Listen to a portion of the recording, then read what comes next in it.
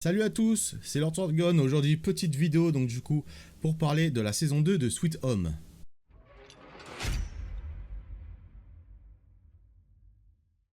Alors, on va parler de la série, donc du coup, je vais parler sans spoil. Donc du coup, je vais évoquer la série sans les spoilers et je reviendrai à la fin, donc du coup, sur une partie un peu avec spoil où j'évoquerai certaines choses par rapport à la saison 3. Premièrement, la saison 2, j'ai trouvé qu'elle commençait très fort dans l'ensemble.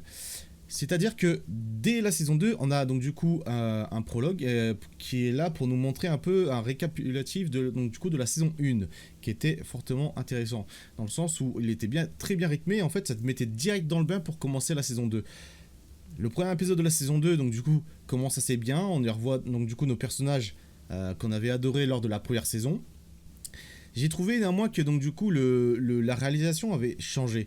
Je vais vous expliquer. En fait, il y a 3 épisodes. Les 3 premiers épisodes, vraiment, j'avais cette impression que c'était un peu une autre série, mais toujours dans l'univers de Sweet Home. C'était une nouvelle série. Il y avait plein de choses qui étaient différentes. Mais ça c'est encore plus ressenti lors de l'épisode 4. Lors de l'épisode 4, c'est là où j'ai un peu plus eu cette impression donc du coup de nouvelle série. Euh, Là où la première saison de Sweet Home, c'était quelque chose un peu clos, donc du coup tous les personnages étaient enfermés dans un endroit. C'est ce qui faisait la force, donc du coup pour moi de la première saison, non seulement ils étaient tous enfermés dans un grand bloc avec pas mal d'étages où il y a chaque étage réservé son lot de monstres, et les personnages étaient très intéressants. Il y avait beaucoup de personnages bien développés et attachants, même énormément, et c'est pour ça qu'on avait souvent mal au cœur lors de la première saison quand il y avait des morts. Et les jeux de lumière, les couleurs, etc. dans la première saison étaient vraiment incroyables. Les musiques, j'ai beaucoup aimé les musiques de la première saison. À part Warrior d'Imagine Dragon qu'ils avaient tendance à mettre un peu trop souvent, un peu partout. Et là, en fait, le ressenti de cette deuxième saison, elle n'était pas pareille. Alors, au niveau musique, il y a de très bonnes musiques dans cette saison 2. La réalisation, elle est vraiment chouette quand même. Il y a des plans qui sont vraiment cool. On sent qu'il y a eu du budget, notamment avec l'épisode 3 et aussi l'épisode 1. Hein. L'épisode 1, il y a une course-poursuite vraiment qui est vraiment classe. Et on sent qu'il y a le budget derrière avec cette saison 2. Les musiques sont cool. Il y a un nouveau générique. Le nouveau générique est vraiment cool parce que là, donc du coup, ça a sa propre identité sonore.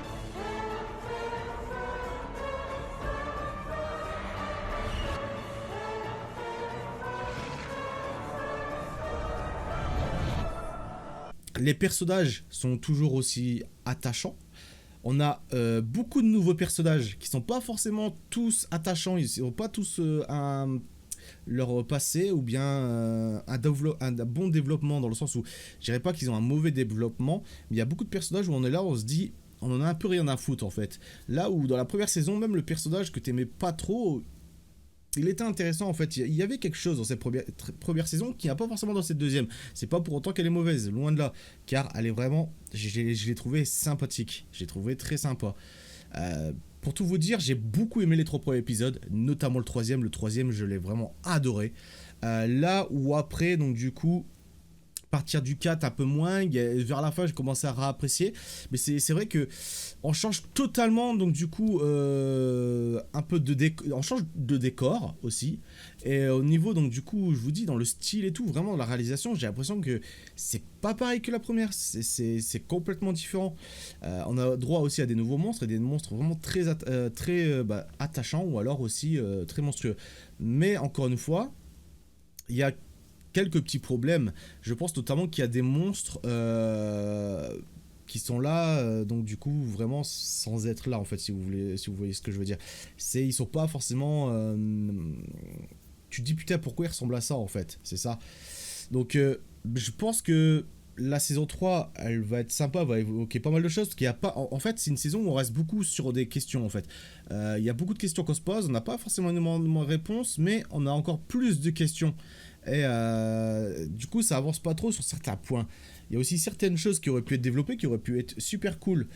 Mais à côté de ça, même au niveau des les acteurs, pareil, les nouveaux acteurs, vraiment cool, ouais, ils jouent bien. Il y a plein de points positifs dans cette seconde saison, mais c'est vrai que si on était fan de l'atmosphère de la première saison, c'est pas vraiment ce qu'on va ressentir dans la deuxième. Et si on aimait beaucoup les personnages de la première saison, c'est pas vraiment, donc du coup on les retrouve pas assez dans la deuxième saison. Et c'est un des problèmes pour moi, même si ça a été vraiment agréable de voir cette saison. Il faut savoir donc du coup que la saison 3 donc du coup sort l'été prochain et on n'aura pas à attendre 3 ans pour ces autres saisons. J'ai évoqué tout ce que je voulais évoquer hors spoil. Donc du coup maintenant on va passer du spoil et évoquer certains points. Donc du coup, je vais essayer de revenir un peu sur tout en fait. Le premier épisode, vraiment, comme je disais tout à l'heure, il était cool avec cette course-poursuite en véhicule. J'ai beaucoup d'espoir par rapport à certains personnages. J'étais vraiment dégoûté par la mort de Jisoo dans le parc, dans le stade, pardon. Vraiment, c'est un personnage que j'aimais beaucoup. Le voir disparaître comme ça m'a vraiment fait chier. Comme la gamine dans le bus, j'étais vraiment attristé. De toute façon, avec la saison 1, j'ai été souvent deck par des morts de personnages, comme le personnage de Yuri, que j'aimais beaucoup vraiment. Et là, ça m'a vraiment fait chier. J'ai un petit espoir par rapport au personnage de Songwok. Dans le sens où, genre, il a le parasite en lui, mais on voit qu'il essaye de reprendre le contrôle un peu de son corps à un moment. On le voit seulement en épisode, et donc du coup ça revient pas plus que ça en fait, genre parce que bon on le voit après seulement au dernier épisode. Mais j'ai un grand espoir de vraiment que dans la saison 3 il arrive à reprendre le contrôle de son corps, parce que c'était un personnage vraiment il faisait partie de mon top 4 hein, ou même top 5 des personnages préférés de la saison 1 de Sweet Home. Donc du coup j'ai un petit espoir là-dessus. Concernant donc du coup le retour de Yeon-hyuk, ça en vrai c'était prévisible hein, avec ces histoires de cocon, on n'avait pas vu son corps et tout. Le revoir revenir en plot twist vraiment d'un coup en scène de cliffhanger du dernier épisode de la saison, c'était vraiment cool. Par contre, au niveau du dernier épisode de la saison, j'ai un petit regret dans le sens où pour la finale de saison, c'était quand même assez calme. Enfin, je veux dire, il y avait des petites scènes, mais moi, par rapport à ce qui se passait dans le stade, je pensais vraiment que dans cette fin de saison, ça allait partir en couille dans le stade. Entre la créature qui est enfermée donc du coup au sous-sol, qui l'autre le pauvre, il a été balancé là-dedans. Et déjà, on n'a pas vu ces monstres, j'espère qu'on le verra dans la saison 3, mais vraiment je pensais que ça allait partir en couille. Même en plus avec le cliffhanger de l'épisode 7 avec le chef des corbeaux, je me suis dit, alors lui à mon avis, s'il se transforme, s'il cède au monstre, ça va être un carnage. Par contre le personnage de Yoon-soo, vraiment genre là dans le dernier épisode où le monstre prend le contrôle et qu'il y a ce petit jeu un peu genre où il est là et il lui dit ouais qu'est-ce que tu veux faire ou un truc comme ça, vraiment genre le potentiel s'il y a pas mal de phases dans la saison 3 où c'est le monstre qui prend le contrôle, ça peut être vachement intéressant parce que ce petit jeu là où il va être comme ça un peu, ça change en fait totalement le personnage de base, donc c'est vraiment cool. Après ce que je voulais dire aussi que je pouvais pas forcément dire en partie dans spoil, c'est que j'étais un peu dégoûté. En vrai j'ai l'impression qu'il y a des morts expéditives d'un coup, on en envoie là, on en jette là, on en jette là, et c'est vraiment dommage parce qu'en fait il reste plus beaucoup de personnages de la saison 1, et le peu de personnages de la saison 1 en fait on les voit que très peu, on voit plus les nouveaux personnages, et donc du coup quand on a énormément aimé les personnages de la saison 1 et que c'est aussi bien par ses personnages, j'ai des personnes qui a aimé cette série par ses personnages, ça peut un peu le frustrer. Donc après c'est à voir. La scène du stade là avec les explosions, les tirs de missiles, le fait que le ministre donc du coup soit en fait un monstre qui est le crash de l'hélicoptère, tout l'épisode du stade il était vraiment incroyable hein. Vraiment en fait le problème c'est que moi j'ai beaucoup aimé la saison 1 parce qu'ils étaient enfermés. Et en fait la saison 1 c'était genre ils sont enfermés, il y a des monstres, l'apocalypse qui commence, ils découvrent un peu ce qui se passe, ils ont plein de questions, ils savent pas comment survivre. Alors que la première partie de saison 2 c'est ils essayent de trouver de l'aide, ils sortent, ils essayent de trouver un refuge, ils comprennent un peu la situation.